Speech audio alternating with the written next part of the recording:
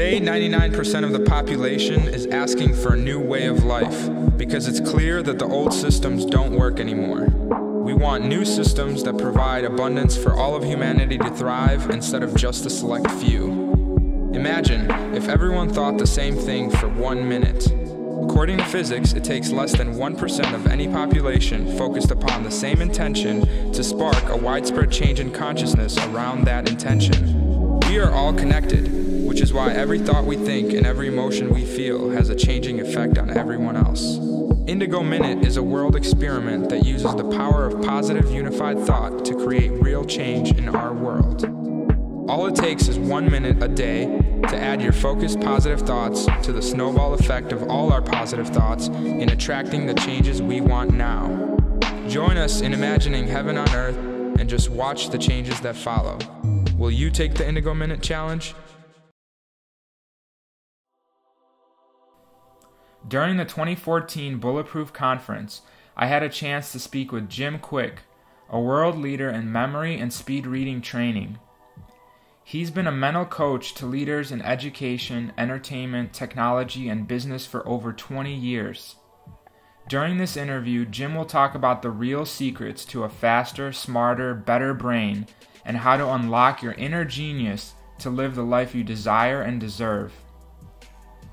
Join us in looking at some of the practical and powerful tools to biohack yourself into being the superhero you that lies within.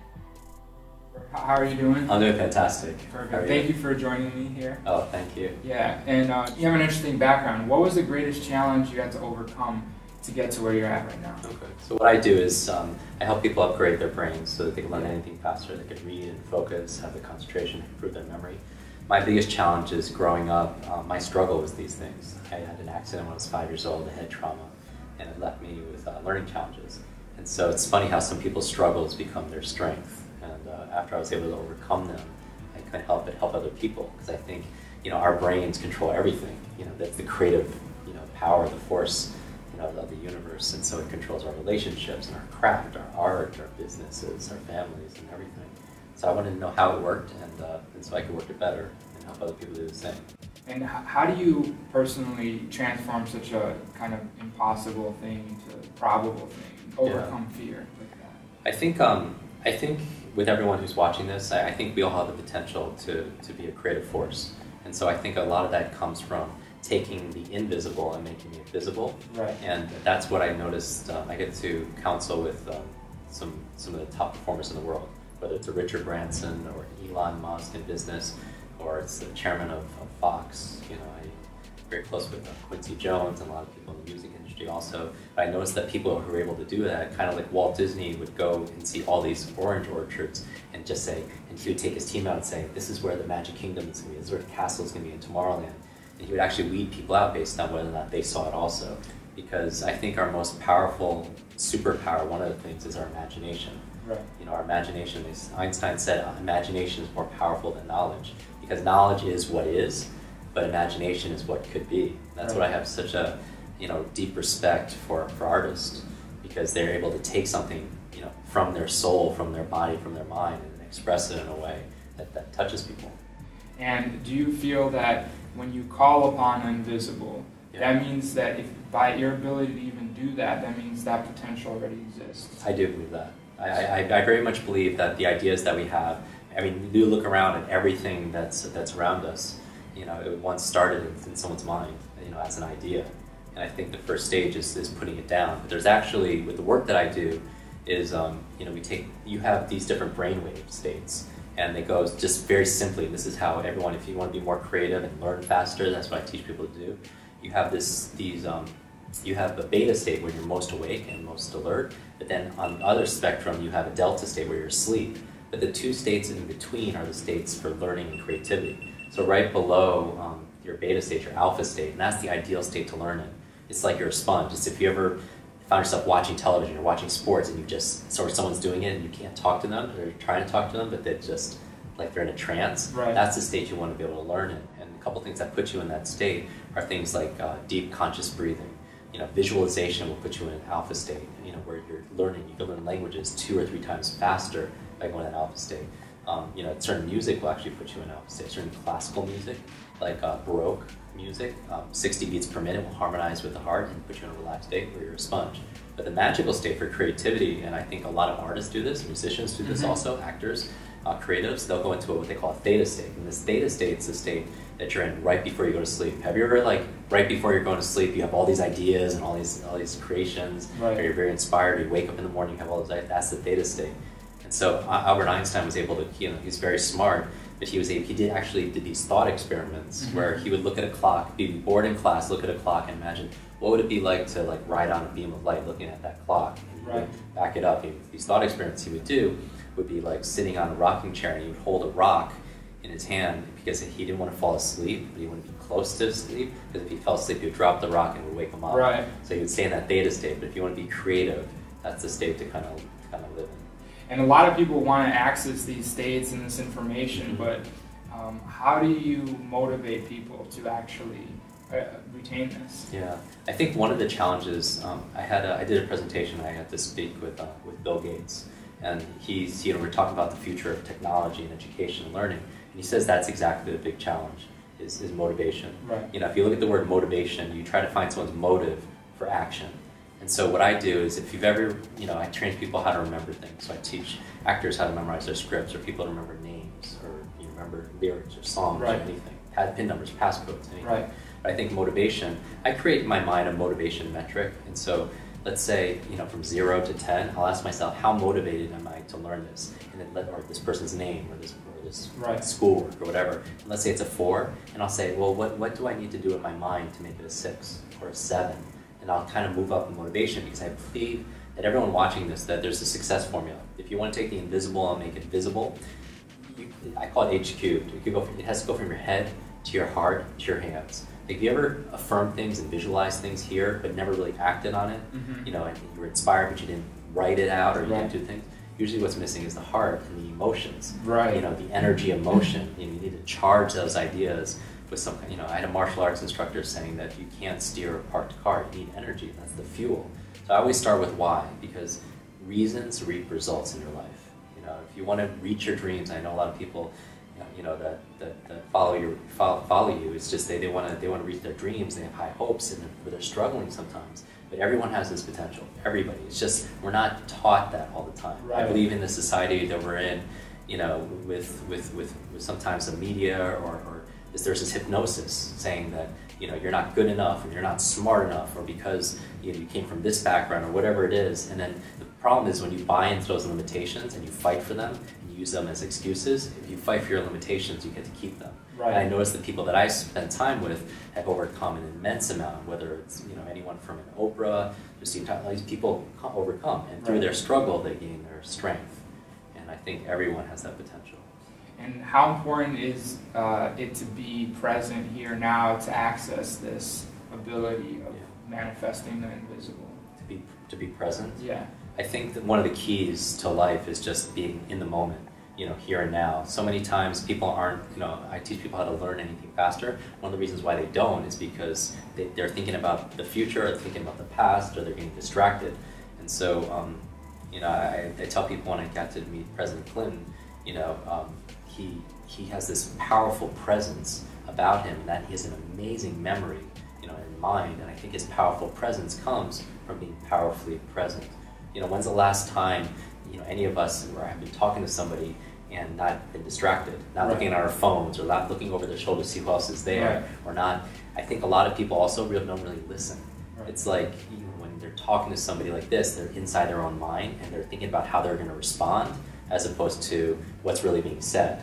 And I think you have to seek first to be, to understand somebody, and then be understood, after that.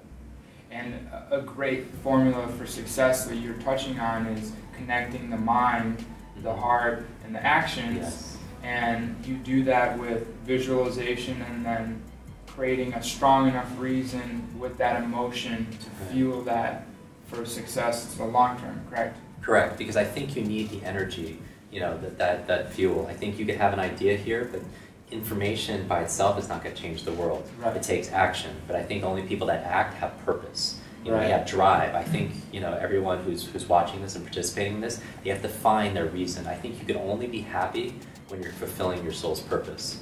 You know, I believe in the superhero mythos. You know, I'm kind of like a comic book geek.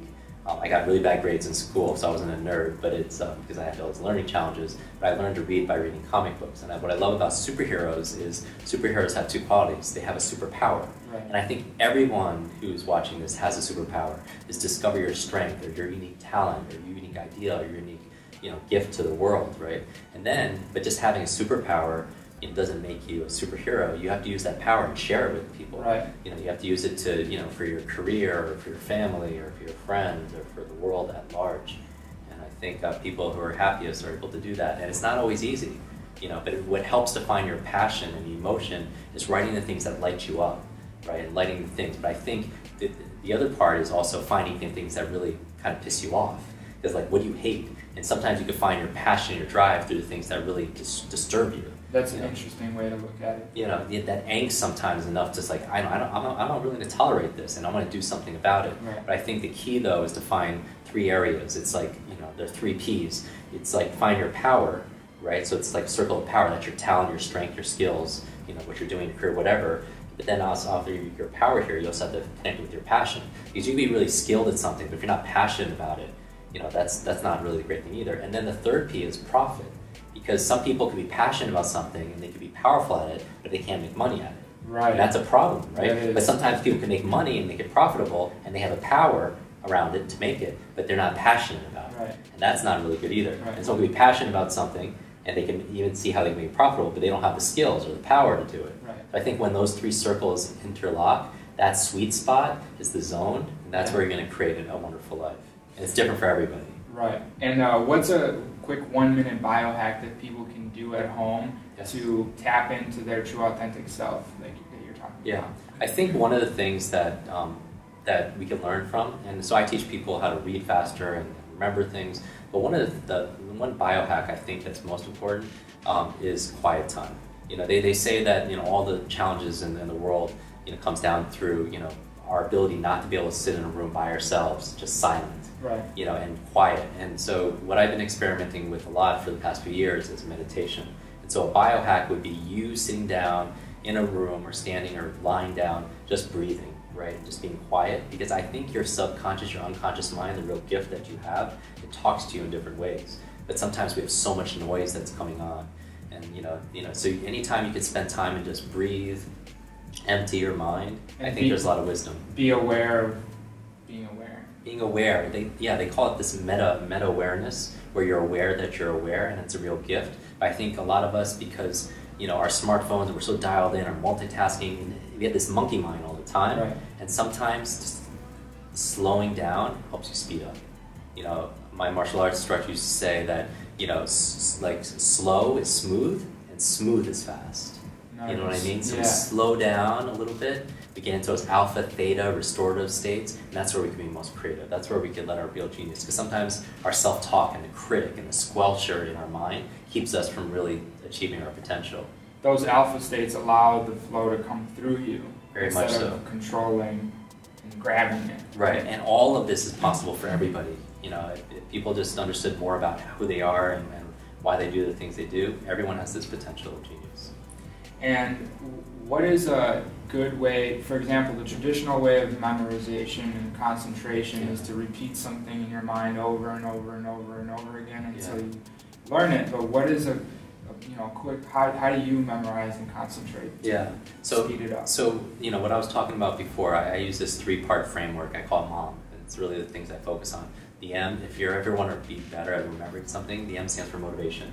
So just do a motivation check. How motivated are you to learn something? Right. And because if you're not, then it's not going to work. The O stands for observation, and really just paying attention. A lot of people, you know, they'll go on Google every day, right? But they couldn't tell me what color the G is, the O is, the G, the L, and the E. They see it all the time, but there's a difference between seeing something and really looking at it. Right. Actually, and then the other thing is there's a difference between hearing something and really listening for it. Right. Totally different skill.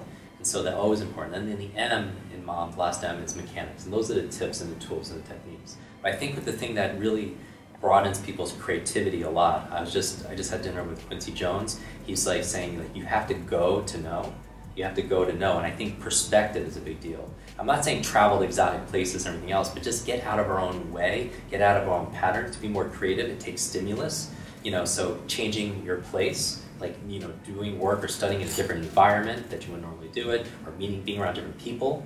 It also helps stimulate new ideas. And this wonderful thing about this is because it's different than economics.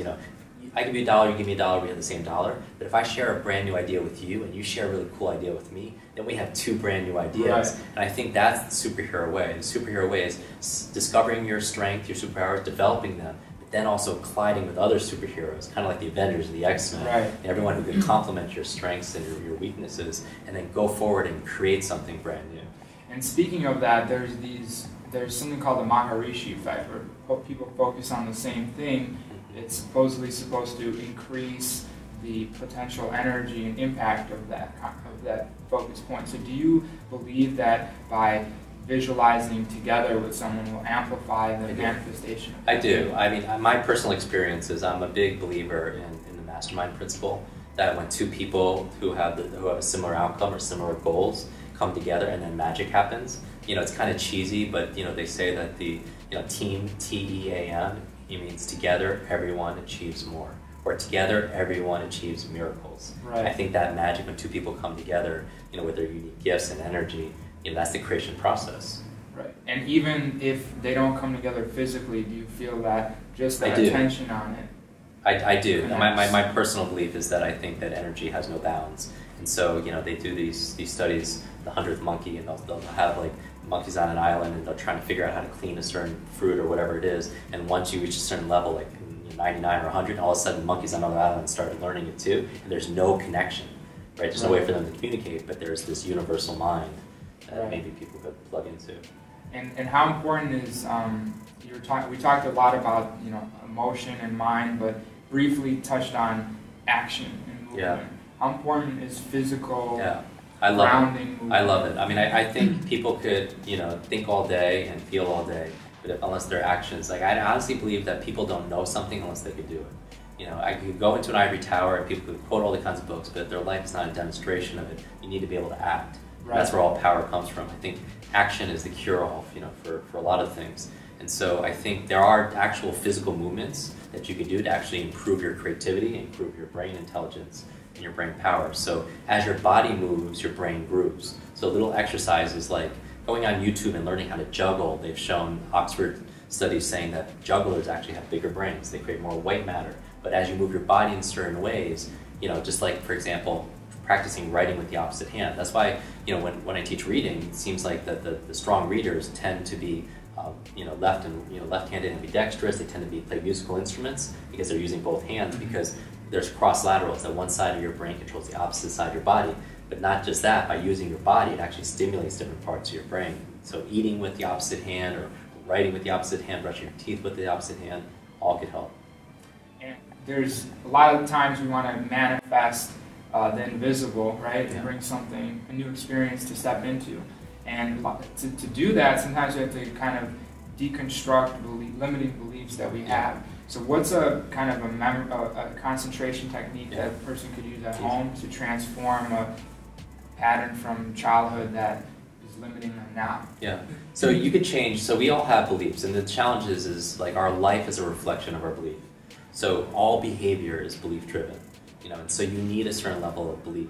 My belief personally is that, the difference that makes a difference in terms of people who could take the invisible and make it visible, they look at themselves more like thermostats as opposed to thermometers. A thermometer is something that reacts to the environment. If you're a thermometer, depending on the environment as it changes, you're going to change with it. But a thermostat's different. A thermostat sets a standard, and then all of a sudden the environment changes and warms up or cools down depending on how it's set. And I think a lot of it comes through responsibility.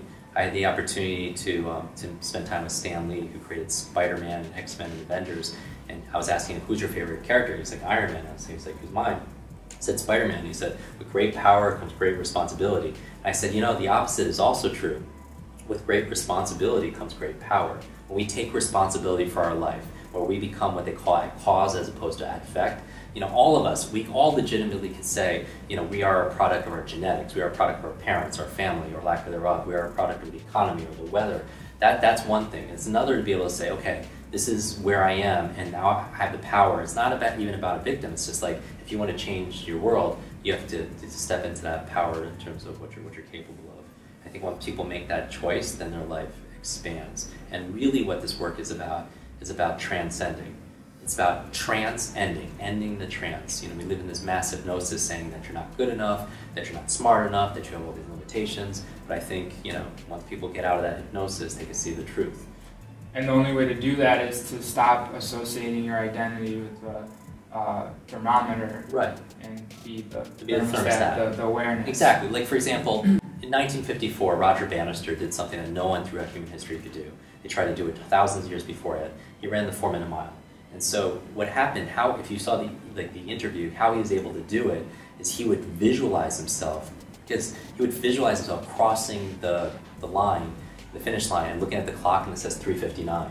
And he knew it had to happen here before it happened out here. And that's the difference that makes the difference. And so he would visualize it, and then he was able to do it. Now that was interesting, but what I thought was even more interesting is for thousands of years, no one could run a mile, like a mile in less than 4 minutes. All of a sudden, he does it. And then what happens after that? Everyone starts running. Now, there wasn't a lot of advancement in shoe technology or supplementation or training methods. Is the change in belief, right? Because you know what the belief was back then? The belief was that if I ran a mile in less than 4 minutes, my heart would explode in my chest. Like, and I'm a runner too. Right. That wouldn't keep me from running 4 miles. That would keep me from ever like jogging, ever. Right, so beliefs. That if makes you were to believe that. Right, and so that's the thing. So visualizing the end result, that has to happen here because this is the power. They took, university recently took 3 groups of people, had them just do free throws, basketball, right? See how well they did. And then when they're done, A, B, and C, they said, okay, A, I want you to practice every day for an hour for the next month. Group B, don't practice at all. And Group C, I want you to practice, but don't touch a basketball, just practice in your head. Practice for 1 hour a day, successfully throwing balls into the hoop. At the end of 30 days, they bring it back. Group A improved like 27%, you know, because they practice. Practice makes, you know, progress. Right.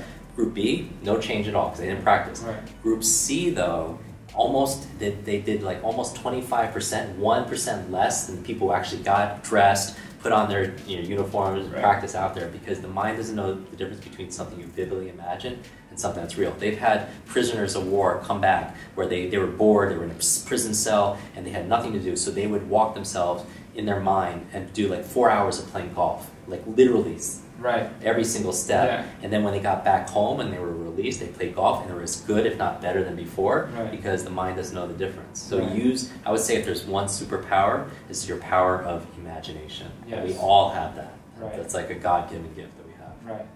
That's amazing. And is there anything that you'd like to say that we haven't covered, and maybe some information about your program and things that if people look out for? You know, my passion is helping people learn at their best, right? To help them discover the superhero inside of them.